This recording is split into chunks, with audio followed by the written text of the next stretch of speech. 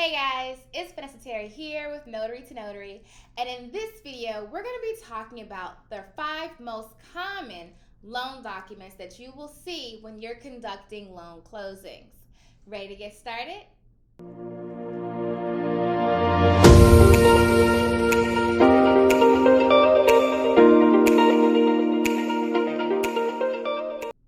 Alright guys, so you all know that I'm the founder and trainer of Notary to Notary, and I've been training since 2019.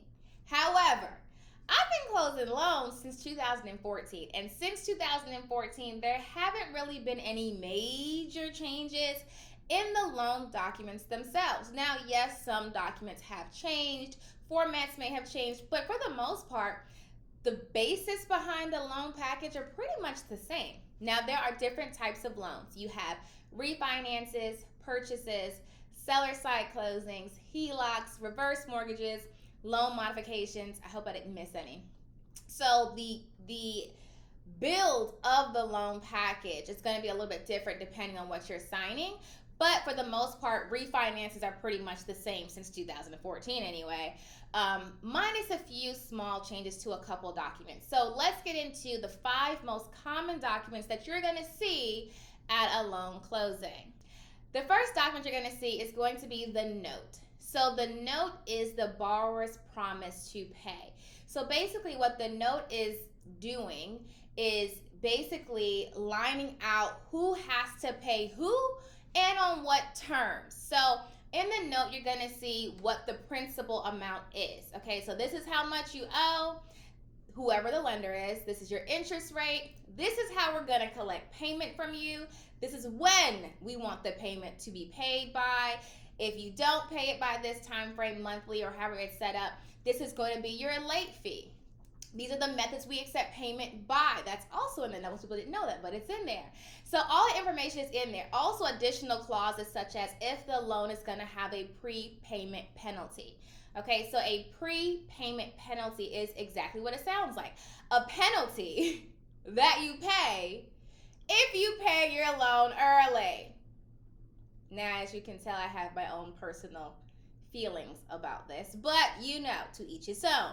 Be mindful, especially on the consumer side, when you're getting loans, that you want to make sure if your loan has a prepayment penalty, how does it work? Okay, but in the note, it will tell you if there is a prepayment penalty and how that works. Okay, so the note is the borrower's promise to pay and how and to whom. Okay, so basically it spells everything out so the borrower knows how I need to give this money back to whoever I'm borrowing it from. Okay, so when I announce or when I pass over the note to a signer to be signed, I typically will say, okay, next thing we're going to sign is your note. This is your promise to pay. And then I'll highlight a few things like your interest rate, when your payment is due, things like that, because that's what people usually ask. Okay, when's my payment due? How long do I have to make my payment? What's my late fee? And all of this, do not just say it on top of your head because you think, oh, well, this is always how their loans are. No. When you're showing someone what their, let's say, their late payment fee is, right? You want to point and show. So like your late payment is here and you're actually pointing to where it says your late payment is. Your late payment fee is this. Your interest rate is this. Like you're pointing and showing, okay? If you don't see it, call a loan officer, okay? If you're not familiar and you feel uncomfortable, call a loan officer, okay? So never make things up and just assume that you know what it is. Don't assume that loans do not have prepayment penalties and don't assume that they do. If you don't see it, call a loan officer, okay?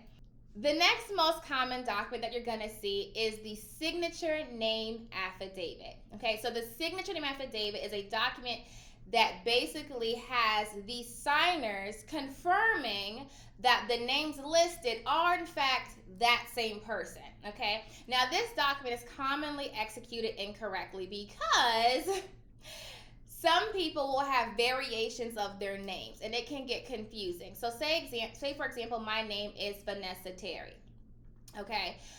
And that's listed at the top. And then they have all these variations that is typically pulled from your credit report, right? Different variations of your name that they have found. Okay, so let's say there's a Vanessa R. Terry. My middle name is Rochelle, so my initial is R. If it says Vanessa R. Terry, guess what? That is me. Okay, so I would sign that. That is me. If it says Vanessa Rochelle Terry, that is me. I'm going to sign that too.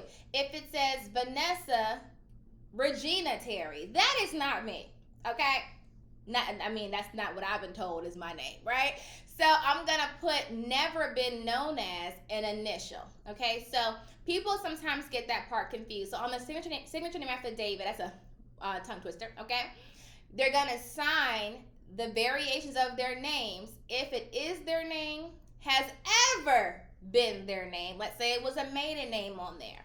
Okay, so if there is their name currently, has ever been their name, or is an accurate variation of their name. Like if it says, Vanessa R. Terry or Vanessa Rochelle Terry, it's still a variation of my name. It is my name, okay? So that's how you would execute that, and that is typically, if not always, notarized, okay? Third most common document you're going to see is the deed, okay? So now you can have a variation of deeds that are in a loan package, not going to be a loan package, a mortgage situation, a real estate transaction. Okay, so you have warranty deeds, you have quit claim deeds, you have deeds of trust. There's lots of different deeds.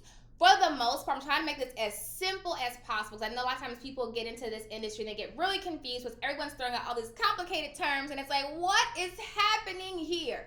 Okay, so to make it as simple, elementary level that even your 5-year-old will understand, a deed just tells everyone who has interest in the property, who is interested, how it will be conveyed, basically.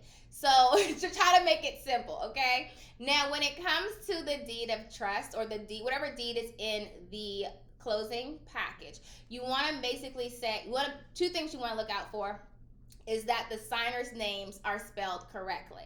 Okay, and they will know. You pass it over. Okay, next we're going to do your deed or your deed of trust. And you want to make sure whoever is supposed to be on the deed is on the deed. So a lot of times if you have an error with the deed, it's because, let's say it's a married couple and only one spouse is on the deed. Or both are on the deed, only one's supposed to be on the, basically like that. Or they want it to read a certain way. Okay, if you have an issue with the deed, who do we call? The title company or the closing attorney, okay? But basically, that's really simple. The deed just says who has interest in the property and how will it be conveyed, how will it be transferred, when it needs to be transferred, type thing. Without getting into there's a lot of clauses in the deed, okay? Yes, there's a whole lot more to deeds than that, but that's the simple, elementary level, who has interest in the property, who owns the property, how will the property be conveyed, okay? We're not even get any deeper than that, okay? The next most common document that you're going to see is typically the closing disclosure. Now, the closing disclosure used to actually be called the good faith estimate, and they changed it several years ago. Okay, now the closing disclosure is probably, if not the most important document in a closing package. Now, me personally, I never switch around the order of the documents, for one. However, if I'm going through a closing package and I haven't hit the closing disclosure in about, 4 to 5 documents in, give or take, I'm going to go ahead and pull that out. The reason why I do that is because the closing disclosure is going to tell you everything, for the most part, that's important about that loan. What I don't want to do is go through the entire 150 pages and the closing disclosure is last, and they're like, hey, my interest rate is wrong, or hey, my cash to close is wrong, or hey, whatever is wrong. And now we have to call a loan officer. They have to redo docs and things like that. Now I wasted my time. Okay, for the most part, if your closing disclosure is right and your deed is right, usually you're good to go. Okay, usually. That being said, if I don't see it in the first couple of documents, I'm going to go ahead and pull that out first to save my time in the event of something being wrong.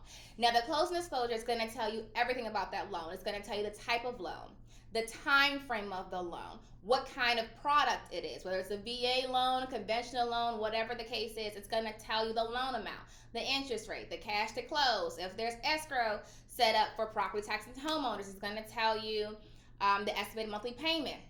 It's going to tell you all their payoffs. It's going to tell you, everything that they need to know is going to be on that closing disclosure. The other thing that's on the closing disclosure that's also really helpful, the very last page is going to also tell you who you need to call in the event of an error. Okay, so it's going to have the realtor sometimes, it will have the loan officer, it will have the settlement agent, which could be a title company or it could be a closing attorney. But those are the two main numbers. You typically don't need to call the realtor ever. I don't think I've ever called the realtor, so just ignore that piece. But it's on there. The realtors are awesome. They serve a great purpose. Kudos to the realtor. I'm just saying for the closing experience, you're pretty much only calling the title or closing attorney or the loan officer, and their information is listed on the very last page of the closing disclosure.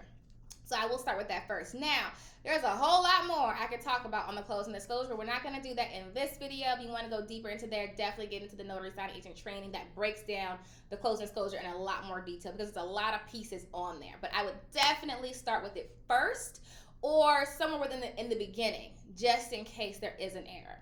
The last topic we're going to be talking about in this video is so it can be called a number of different things, but I'm going to call it the proceeds instructions, okay? But you may see it called different things. Basically, it's a document in a closing package that tells the title company or the closing attorney how the funds should be dispersed that the signer is getting back, okay? So sometimes you'll see on the closing disclosure at the bottom it says cash to close, $100,000 to signer, to borrower, right? The next document I'm talking about is the proceeds document. It's going to ask them, okay, do they want to get a check? Do they want to pick it up from the title or closing attorney? Do they want to get a wire? That document is going to tell them how they want to get their funds back. And it's really, really important.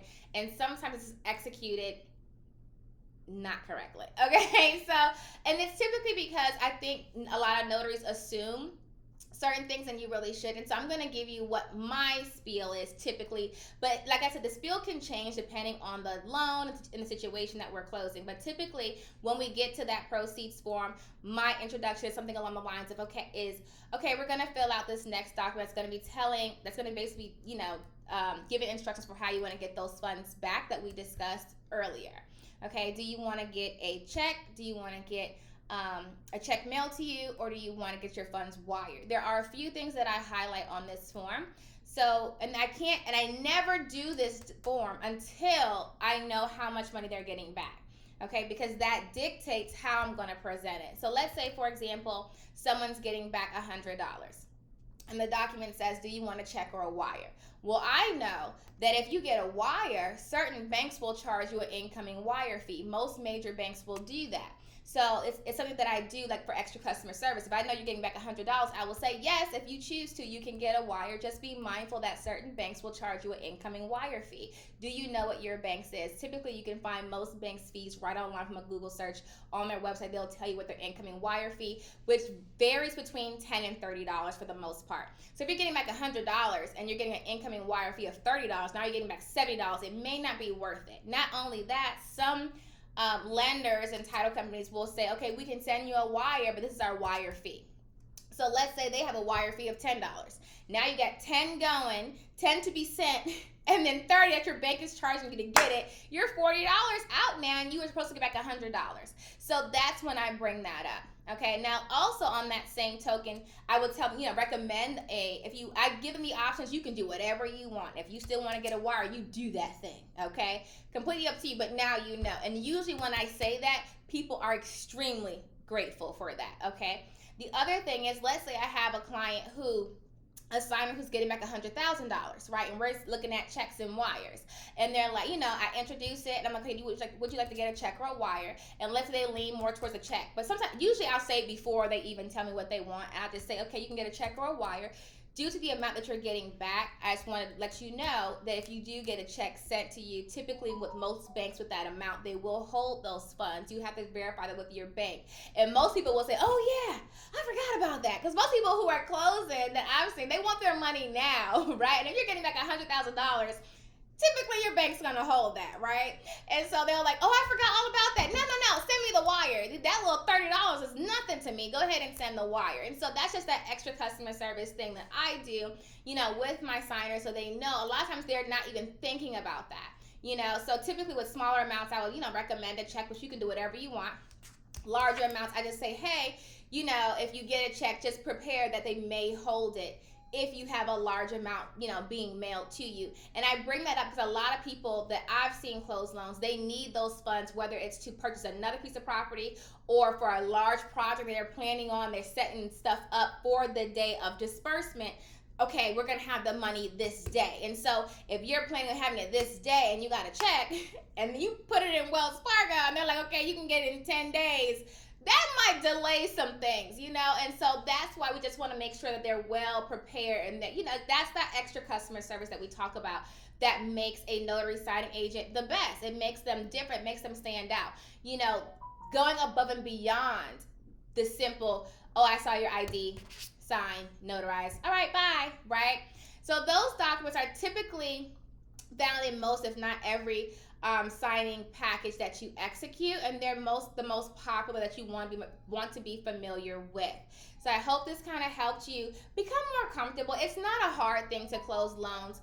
Once you know how to close loans, it's really simple, and it becomes like, for me, I don't even think about it anymore. It's just like just knocking them out here and there, and it's kind of like second nature now for me. So if you're new to this and you're intimidated and you're like, oh my gosh, I don't know how to do this, relax. Okay, is there things to learn? Absolutely. But once you know it, and you can knock these things out the park. Okay, so if you want to learn more about how to be a notary signing agent, how to go over loan documents, in my training, the Notary Signing Agent Training, I actually have sample documents of every type of loan: refinance, HELOC, seller side, reverse mortgages, all of those in there. I have the blank versions and I have the completed versions. And what I would recommend you do when you get into the training is go through, learn the material, but do sample closings with your friends and family. Print off the blank ones, have them pretend to be the borrower, and you be that notary signing agent. And go through and see if you can execute it correctly, and then compare that with the completed document that I have in the training so you can see if you did it right. And then you can also say, oh, I missed this signature. Or, oh, I forgot to stamp it here. That will help you get more comfortable when you're able to see it and you're just doing it in a practice session, okay? So for more training, visit me online at notarytonotary.com. And until next time, happy signing!